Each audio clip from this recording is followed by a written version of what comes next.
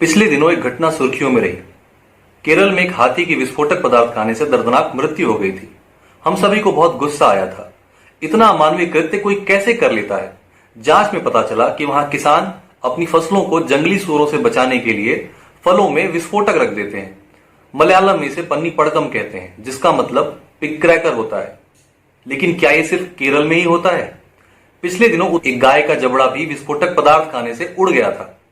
कई बार किसान अपनी फसलों को बचाने के लिए अमानवीय कदम उठा लेते हैं। ये तस्वीर देखिए। क्या आप और हम इतना दर्द सहन कर पाएंगे? शायद नहीं। ये भैंस कटीले तारों में फंस गई थी। इसका कसूर, इसको भूख लगी होगी। इसे नहीं पता रहा होगा कि सामने दिख रही हरी घास किसी और की जायदाद है। इंसान होती तो इसे भी इन पछड़ों की जानकारी जरूर होती। खैर, आदत के अनुसार अब वक्त है किसी को दोष देने का।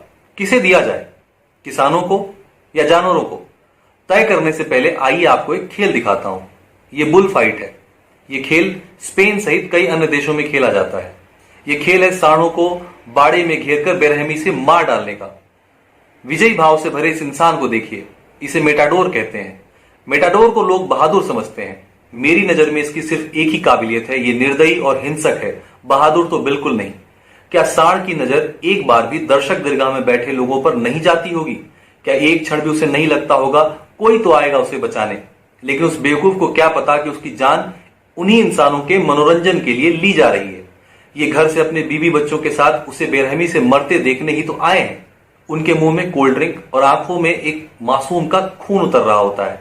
बुल फाइट दुनिया में होने वाला कोई इकलौता हिंसक खेल नहीं है जहां बेजुबान जानवर इंसानों के पागलपन की भेंट चढ़ते हैं। इंसानों ने अपने मनोरंजन के लिए ऐसे तमाम खेल इजाद कर रखे हैं। मुर्गों की फाइट, कुत्तों की फाइट, जहां जानवर लहूलुहान हो जाता है और दर्शक तालियां बजा रहे होते हैं। आप सोच रहे होंगे मैं कहना क्या चाहता हूं। कुछ नहीं, बस बताना चाहता हूं कि इंसानों से ज्यादा क्रूर इस धरती पर कोई और नहीं। शेर शिकार करता है, लेकिन अगर उसका पेट भरा हो तब शेर अनायास किसी जानवर को मारने में कोई रुचि नहीं रखता।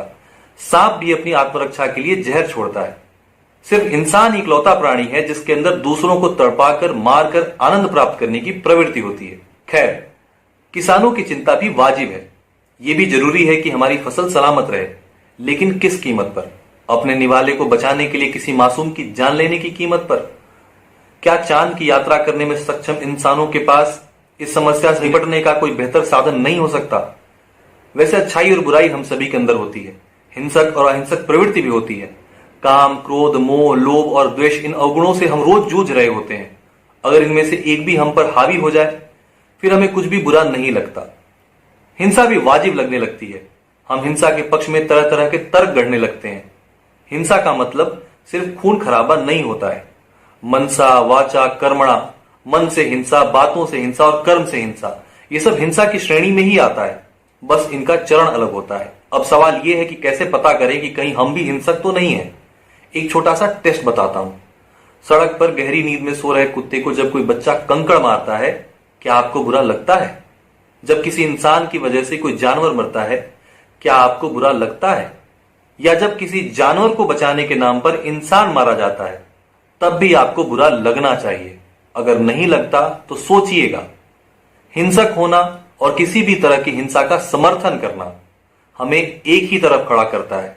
इसमें आप या तो इस पार हैं या उस पार, या तो आप हिंसा के पक्ष में हैं या विपक्ष में। इस विमर्श में अपनी सहूलियत के अनुसार बीच का रास्ता लेने की गुंजाइश नहीं होती। धन्यवाद। अगर आपको ये वीडियो अच्छा लगा तो लाइक करें, शेयर करें और कमेंट बॉक्स में अपनी प्रतिक्रिया लिखें। ऐसी और वीडियोस देखने के लिए हमारा फेसबुक पेज लाइक करें, इंस्टाग्राम पर हमें फॉलो करें और अगर आप हमारा ये वीडियो यूट्यूब पर देख रहे हैं तो हमारा चैनल सब्सक्राइब करना ना भूलें।